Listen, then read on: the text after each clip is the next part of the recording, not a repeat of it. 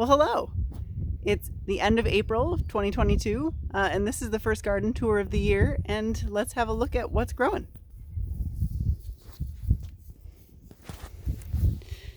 So first thing you'll notice, is that I've got my onions out here hardening off. They are about ready to go in the soil. We've been having some really cold nights. I ideally would have liked to have planted them earlier. Last year we actually had them planted 2 weeks earlier, but the nights have been so cold that we just haven't been able to do it. So this Saturday, 2 days from now, I'm planning on getting them in the ground. So 3 times as many this year as we had last year. We eat a lot of onions, it turns out.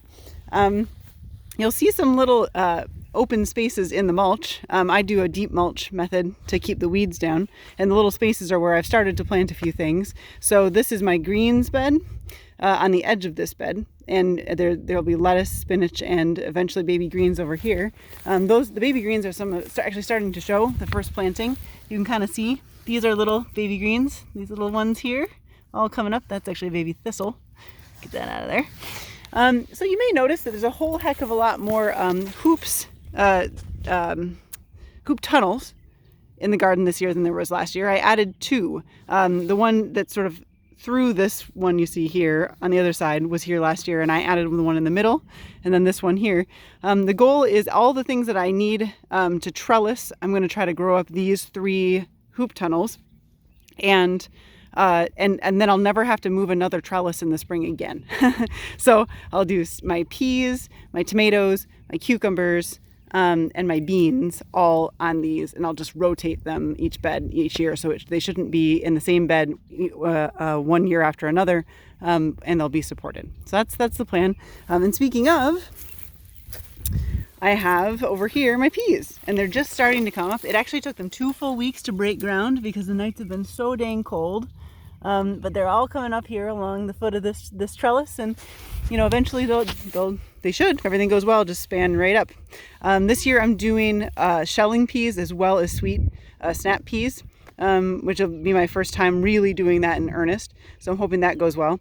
You may also notice that this bed has been extended. I'm extending all of my beds. I used to have a 3-foot wide walkway along the edge of the whole garden. I just found that was way more than I needed. And of course I want more growing space because I'm a gardener. So I decided I would expand the end of each bed and plant in it. So in here I've got a row of arugula and then 2 rows of auroch, or mountain spinach it's sometimes called. The arugula is coming up. This is we'll see. It's again been so cold at night. Things have been struggling a little bit. We're doing our best. Here's one of the garlic beds this year. Garlic. Right next to it, radishes. You can see these little ones coming up here. Those are all little radishes. I should thin them soon. Over there, shallots coming up as well. Planted all those last fall, and they're coming up. This is, if you follow me on Instagram, you've noticed that I've been posting about a hoop tunnel experiment I've been doing. I did some reading about season extenders this winter, as one does when it's snowy outside and one can't garden. And I started all of these in February or early March inside, and then planted them in a hoop tunnel that was covered with painter's plastic. And I managed to get all of these to survive. The first round of plants in there did not survive because I planted them just too early, and we had some really cold nights down into the teens. And as it turns out, painter's plastic is not enough to protect from that. But I learned when to frost cover the tunnel, and so things have come along. So in here we have all frost or cold hardy things, like for example spinach and kale. And this is broccoli over here, just getting started. And then a bunch of lettuces. That's a lettuce, another broccoli there. We also have some of the things that my flea beetles just love, like Chinese cabbage is here, and bok choy, which I've never been able to grow without getting all of these little shotgun holes in it. That's flea beetles doing their work. So they're basically a trap crop for me at this point for flea beetles. I haven't found a good organic way of dealing with them just yet. Let's see, I just gave that bed and this bed a nice weed. The thistles were liking them. But this is my asparagus bed, and they are starting to come up, though we had a really cold night last night, and of course that means that a lot of them have capsized. Asparagus, even if covered, don't like it when it's cold, and of course I'm struggling to find some tips to show you. Here's one. little asparagus tip coming up. I have two varieties, a purple and a green. And they're in there, just kind of coming up. Now, here's what's exciting and what I've been working on so much. Not that, asparagus and vegetables aren't exciting, but the fruit garden. You can see that I've done quite a bit of work out here in terms of adding trellises. The strawberries are all up. They're growing like crazy. We're hoping we'll get a good harvest of them in a couple weeks. Sorry, not a couple weeks, more like a month to 6 weeks. I'm not really sure how it'll go. I've never grown strawberries before, but we'll see. I added these. This is 1/2 inch electrical conduit that I bought a bender for, and I just bent it into hoops because, as it turns out, garden hoops are expensive, and this stuff isn't. So, as is often true, if you DIY it a bit, you can save some coin. And so the purpose of these hoops that I've got over this bed, and I'll be adding them to this bed soon, is to put frost covers over, because if it frosts once the strawberries start to blossom, which it's Michigan, I'm sure it will, it'll definitely hurt your harvest. And also, birds really love strawberries. So I decided what I would do is use bird netting to keep them out. And so this will be draped with bird netting as the berries get turned into nice red berries that we'll want to eat. So that's the work that's happening there. The other thing that I'm experimenting with here is that in this bed, I went through after I uncovered it all over winter. It had a layer of straw on it, and I uncovered it. I actually snipped off all the dead leaves, and it was a ton of work. It made my back really sore.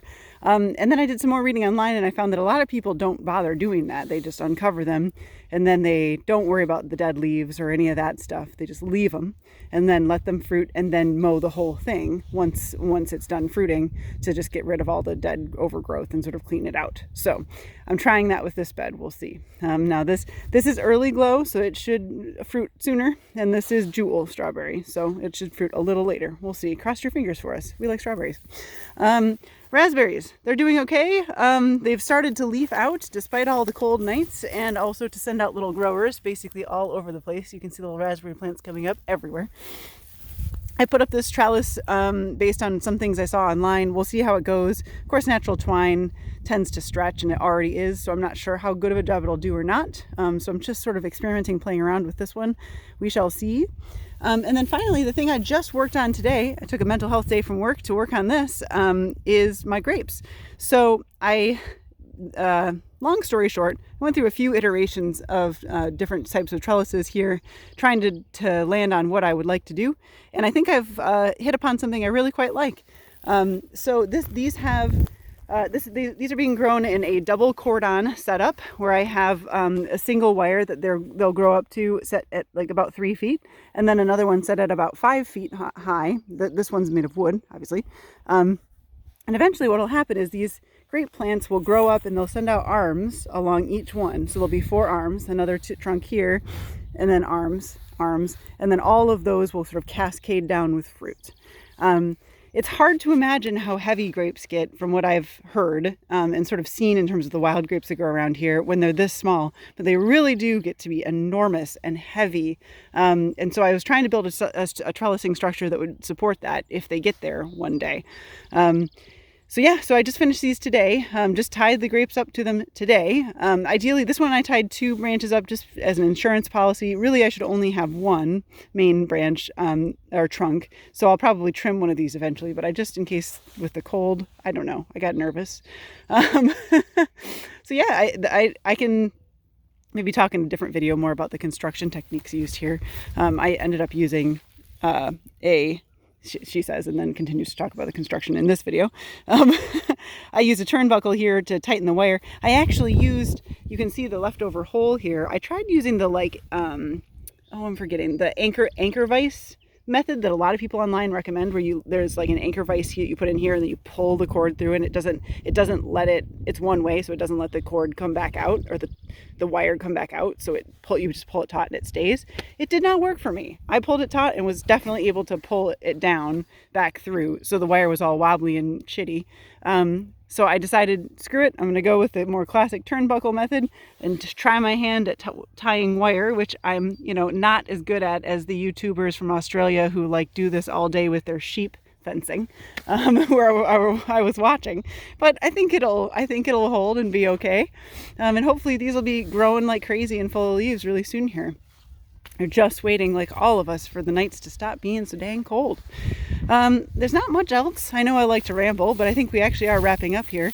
Maybe the last thing to point out really is this bed, which is the cauliflower. I decided I was going to try to plant that a little earlier this year because I have been struggling to get good cauliflower. I think the problem with my cauliflower and my broccoli is that I've been planting it sort of right in the summer when it's really hot, and those plants don't love super hot. So I've tried to eke it a little earlier this year by planting it covered. This is a floating row cover that should help it from flea beetles and also keep the temperature a little relegated. And of course you can see that I've also got a frost cover here. This is the time of year gardens tend to look really messy, as you can tell, with all of my buckets and frost covers just sort of strewn about. But it is what it is. So anyway, they're in there, they're growing, they're hard to see on video, so I won't really focus on it too much. But there's a cauliflower in there. And let's see, is there anything else?